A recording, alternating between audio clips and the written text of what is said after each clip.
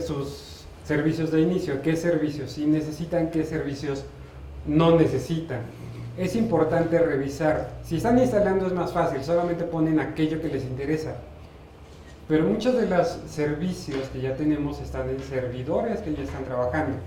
Entonces aquí es importante hacer una revisión de qué servicios están ofreciendo y cuáles realmente estoy necesitando. Cosas que regularmente no se necesitan ni están trabajando en la gran mayoría de los servidores. Cosas como NFS, a menos que tengan un sistema de archivos distribuidos, no lo necesitan, es muy raro, lo tendrían que haber configurado manualmente. Si no saben si lo necesitan o no, seguramente no lo necesitan. ¿Por qué? Porque debería estar documentado en algún lugar, lo deberían estar usando conscientemente. NFS es una de esas servicios que no debería estar, a menos que ustedes específicamente lo requieran. Cosas como servicios de impresión. Si tienen un servidor web, es muy difícil que necesiten un servicio de impresión, es prácticamente imposible que lo necesiten. Lo que está haciendo ese servicio de impresión es abriendo un puerto que puede ser vulnerado por errores justamente de este servicio. Entonces, prácticamente en todos sus servidores, a menos que se dedique específicamente a hacer impresiones, no lo necesitan. Correo, es raro que necesiten, a menos que el servidor se dedique específicamente a hacer correo. Si necesitan correo local, lo pueden cerrar solamente a la dirección local y sobre ese puerto, sobre el puerto 25. Base de datos, a menos que hagan base de datos. En algunas versiones pueden instalar cosas como Postgres, cosas como MySQL y no lo necesitan. Telefonía hoy día es prácticamente no usado en servidores. Hay algunas cosas que sí lo requieren, pero es como muy específico. Entonces, si ven por ahí que tienen telefonía trabajando, apáguenlo, seguramente no pasa nada. Pruébenlo antes en uno de prueba, pero no lo hagan directamente. Gestores de energía, dependerá del servidor. Si es un servicio virtual, no lo necesitan definitivamente. Ese trabajo lo hace el hipervisor, no lo hace el cliente. Servicios de impresión, bueno, es exactamente lo mismo. Acceso remoto gráfico, lo más recomendable es que no esté, a menos que realmente sea increíblemente necesario. Hay algunas aplicaciones que sí lo necesitan, pero si no tienen alguna de las aplicaciones, no tiene mucho sentido. RPCs, esto sobre todo para cosas como servicios web. Servicios web no necesitan de RPCs para conexiones. Regularmente tienen que ver más con conexiones locales, entre algunas otras cosas para compartir archivos, para muchas otras funciones. Es muy usado, sí, en una red local. En un servicio público es prácticamente innecesario que esté.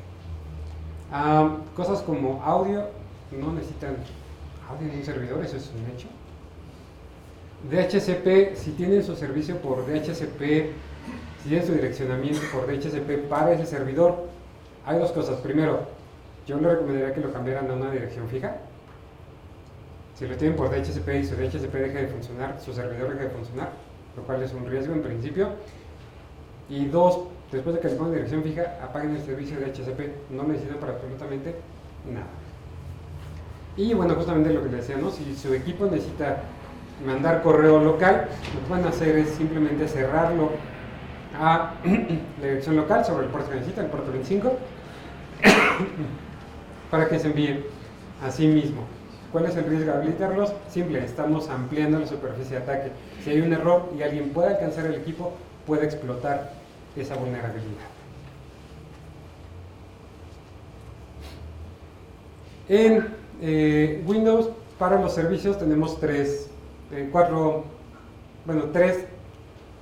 uno por ahí modificado, tipos de inicios de servicios. Pueden estar deshabilitados, que es lo más recomendable, es que los que no necesiten siempre estén deshabilitados. Pueden estar manual, esos tienen que encenderlos ustedes literal manualmente, o también se inician cuando ustedes llaman a una aplicación que por alguna razón en la programación necesite ese servicio. También muchas veces lo encienden. ¿Eso qué quiere decir? Que también si por alguna razón llegaran a tener un malware ahí que necesita un servicio y ese servicio está en manual, puede encenderlo. Entonces, si no lo necesiten, déjenlo deshabilitado, no lo dejen en manual. Automático se inician cuando inicia el equipo y con un retraso, una vez que se encendió el equipo, después de algún corto periodo, empieza a encender estos servicios. En cuanto a los Linux, bueno, en las versiones un poquito más viejitas de hace un par de años, estos servicios estaban por ahí en ITDEV. Creo que un montón de nosotros nos tocó crecer con esa forma de trabajar con servicios. Dependerá del run level, cuáles son los que inician y cuáles no. Esos están configurados justamente en el RC, el número del run level y .d, que el 0 es para apagarlo, el 6 es para reiniciar, y el 1 es single mode, y los de medio que funcionan prácticamente igual. Y aquí es importante, estos lo que hacen es referenciarse scripts de inicio. Estos sí están literalmente programados cada uno por uno. El orden en el que se van encendiendo, uno es secuencial y depende del nombre con el que estén, de una convención de nombres con el que se hayan creado estos scripts de inicio. Y simplemente para deshabilitarlos pueden eliminar la liga o pueden cambiarle el nombre. Eso va a hacer que ya no inicie el servicio. ¿Dónde está aquí a veces el problema? Cuando ustedes actualizan algo y tienen todavía este esquema. Si ustedes a veces cuando actualizan una aplicación, puede que si está utilizando otro servicio y ese otro servicio se actualiza, les vuelva a crear esas ligas y se vuelva a crear. Entonces hay que tener mucho cuidado con esto. Cuando se actualiza hay que revisar que los servicios que ustedes ya dieron de baja no hayan vuelto a crear otra vez sus ligas para iniciar en un principio. Para manejar los servicios de manera individual, Systemd usa este tipo de archivos que le llamamos archivos UNI. Tienen, entre otras cosas, bueno, unas descripciones generales, sí tienen documentación asociada y dónde está. Después, y esto tiene que ver con los targets, si va a esperar a que haya un servicio que necesite antes de iniciarse, si tienen alguna condición específica para que no se inicie. Y esto en la parte de seguridad puede ser muy útil.